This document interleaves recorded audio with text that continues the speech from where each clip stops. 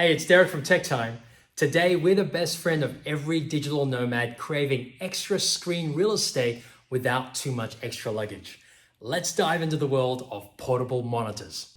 I've got 5 portable monitors lined up right here, from solo screens to dual screen warriors. We're talking design, performance, portability, and of course, price. Let's find out which one of these earns a spot in your travel bag. Ready? Let's meet the contenders. We're kicking off with the Forhelp 15.6 Full HD monitor. It's sleek, curved, cast in metal, and a steel at just $65 US. It's also the second lightest of the 5, weighing in at just 1.15 kilos or just above 2.5 pounds. Next, the Uperfect 16-inch 2K Quad HD 120Hz monitor. It's the featherweight champion for gamers, weighing only at 1.1 kilos or 2.4 pounds. But sadly, it's in a boxy plastic casing. Priced just under $150 USD when on sale. Now introducing the triple threat in the dual screen category. The entry-level Innoview 15.6 dual screen is minimalist and my favorite design by far. It's light on the wallet and scales at only $250 on sale and only 1.3 kilos or about 2.9 pounds. Marsmyth 15.6 dual screen Full HD is the mid-tier hero at $299, weighing in at about 1.5 kilos or 3.3 pounds. Squaring off this triad is the Ingnok 15.6, the heavyweight in metal. Feels super solid and tipping the scale at 1.6 kilos or 3.5 pounds and sells at $329. Now it's time to throw these monitors into the digital trenches. First, the solo screens. Okay, we've got the Forhelp and the Uperfect. First thing I want you to notice is that there is color banding, okay, on the Forhelp. This is smooth. The Apple is, of course, smooth. We look at the different color here. Key thing I want you to notice here is that the vibrancy reduces as we go across to the left. You can see the color here is a lot more faded, a lot more flat as compared to the Uperfect. The purples are very dark there. You can see it's purple there. It just looks dark here as compared to what the color should look like. Checking purple, and you can see here, we can see the purple very clearly on the Apple and the Uperfect. However, on the Forhelp, the kind of purple is kind of lost, so it doesn't do purples very well either. Now we're going to do color. Black all looks good, and you can see we're going to move through some colors here. For some colors, gold 2, let's look for pink. Yellow, again, slightly more faded. Some landscapes, just to see how images look like. You can see generally it's a lot darker. There's less separation of the colors compared to the other images. And we're going to find cityscape. Here we're going to look closer. There's color banding, but none here. So that's probably the key takeaways with this. And now for the Julies.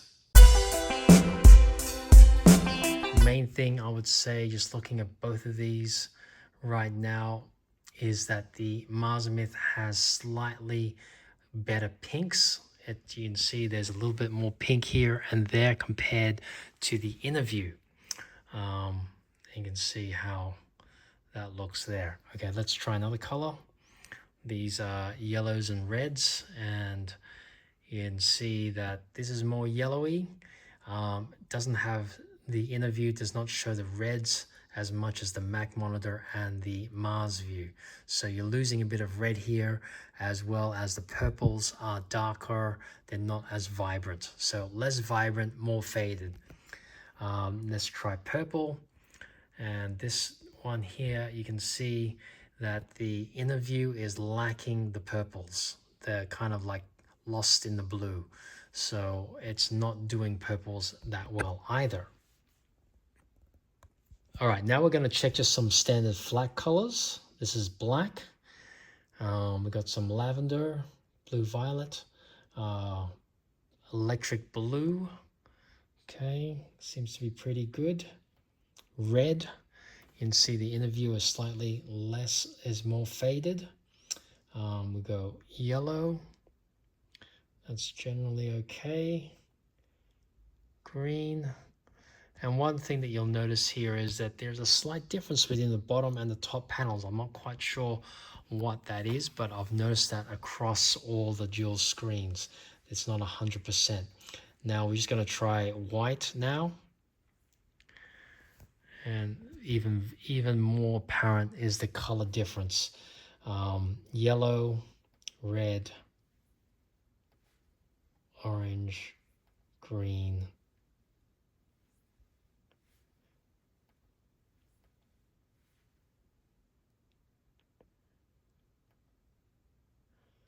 Okay, that's all the colors. Next test is just some images. Both the images look pretty good, but you'll notice it's a bit darker here, across here, as compared to here. There's more detail there. The browns are slightly more clear there. And then let's go to a cityscape here. Again, we're losing the purple in this one. Final test is just seeing how documents will look. So let's have a look at a Google Doc here. And if we put that full screen there, you can see again the white is a bit different from the bottom and the top. Don't know why that is. And a black background, slightly better, but again you can see there is a slight difference between the bottom and the top. Alright, first test is of the desktops, and the most striking thing I would have to say between these two is the Ingnok. So there seems to be a little bit more color here and a slightly brighter. You see more shadowy in the corner here, but the most striking thing is I'm seeing color bands on both of them, which is very surprising because we saw that on the cheapest monitor, but I certainly did not expect it in the most expensive monitor. Let's continue checking the other colors. And then here you can see that the color compared to the Mac monitor looks fairly good. And it does slightly have better color than the Innoview. Let's have a look at purple. Okay, and again here we can see it's showing the purple slightly more than the Innoview, but it is quite different from how it should look. Now we're going to check out some flat colors, starting off with black. You can see that looks very good. Let's move to pink. And here we're seeing a very stark difference in the color between the Innoview's bottom and top screens. Blue is more consistent. Let's look at pink. Again, that shows up the Innoview. The red, the Ingnok is better. Let's try yellow and the green. Okay, again, some of these colors really show off the Innoview in terms of consistency between the top and the bottom. Let's look through white. Okay, better consistency there for the Ingnok. The yellow, red, orange, magenta, green, and brown. Next up, we're going to check out some landscapes. Here's the first one again. Slightly brighter image there with the Ingnok. That's all I can really say there. And then if we have a look at the cityscape, okay, blues seem to be better. It's bluer there, but if you look at the compared to the Apple screen, it's actually meant to be purple. So neither of them are seeming to capture the color. And then again, we can see the color banding, which is for me, a big no-no. Okay, last test is just to see how a document looks across these. So you can see here, see how a Google Doc looks in the color And again, we're seeing some differences between the top and bottom panels.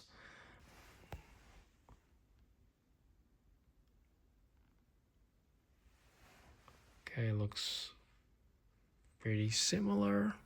And for the final screen off, we have the single versus the dually.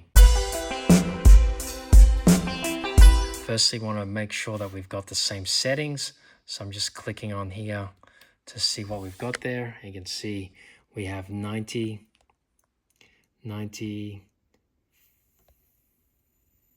50, 90, 50, and checking here again, that's 90, and the top one also the same.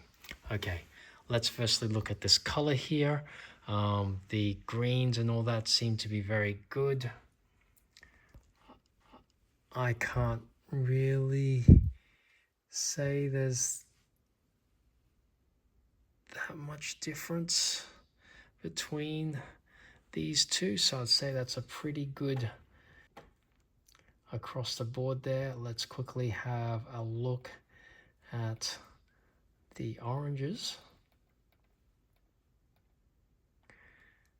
and can see it's pretty good. Colors are very good on both of these screens. Maybe a little bit more pinky there, but I'm pretty happy with the color on both of them compared to the Apple there. Let's have a look at purple. And the purple on everywhere seems to be very good. There's no color banding, so that's all good. And the black looks great. I'm gonna go for the blue here. Okay, red, yellow, pink. Slight difference in the top and the bottom. Let's go to white.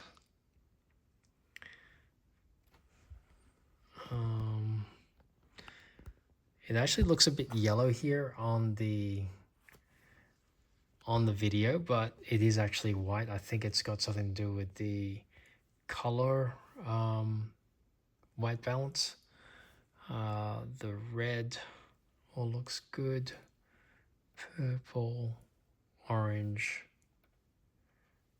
magenta, green.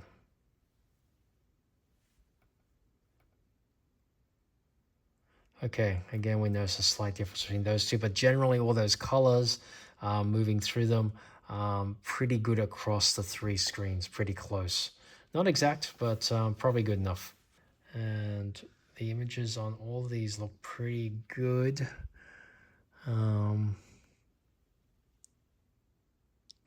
This is looking more green. This is looking more brown. But other than that, the brightness and everything looks good compared to the two there. Okay, let's have a look at the skylights. Skyline.